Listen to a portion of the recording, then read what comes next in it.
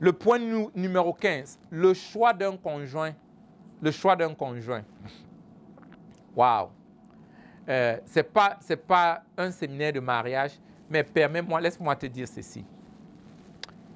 Avec mon petite expérience, j'ai remarqué quelque chose de très extraordinaire.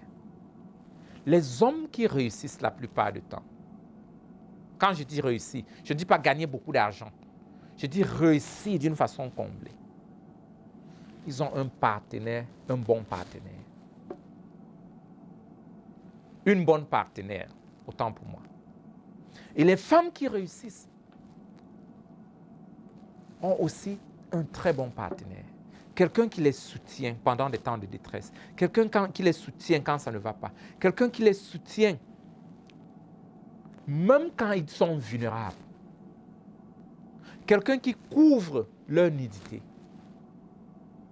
Quelqu'un qui n'est pas là juste quand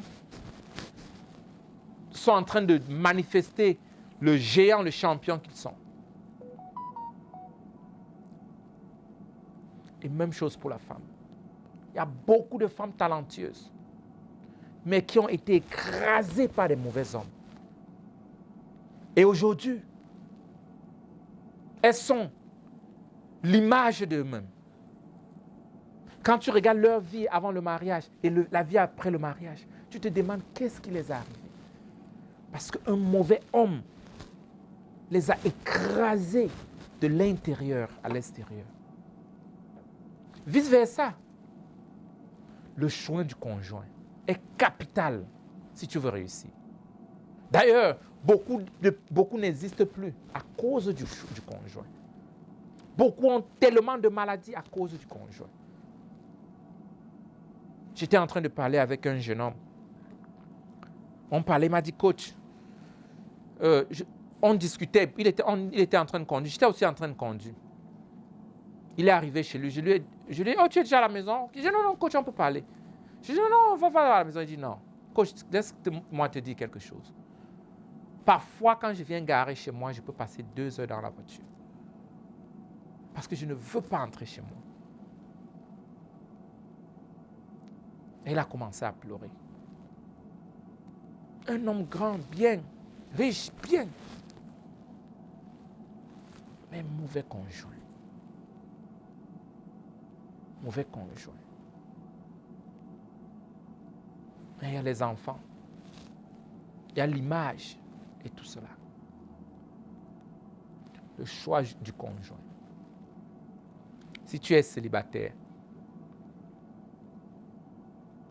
prends le temps pour analyser et choisir quelqu'un. D'ailleurs, il y a toute une série qu'on est en train de développer sur comment choisir un conjoint. D'ailleurs, si tu sais où tu vas, tu sauras quel genre de conjoint choisir.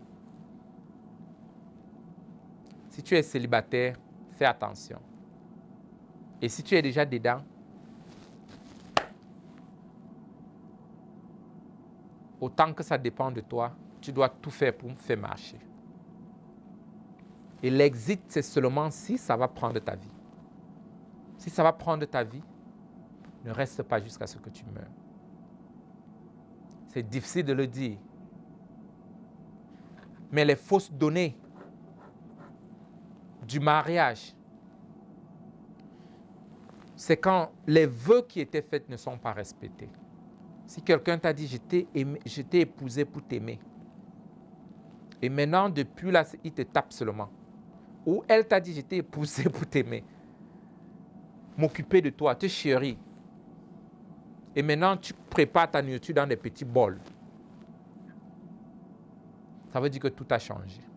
Les bases ne sont plus là. Et le contrat est à déchirer. Nous avons une seule vie. Sur cette terre. Une seule vie sur la terre. Il n'y a pas de vie qui se répète sur la terre. Pour cet état de vie,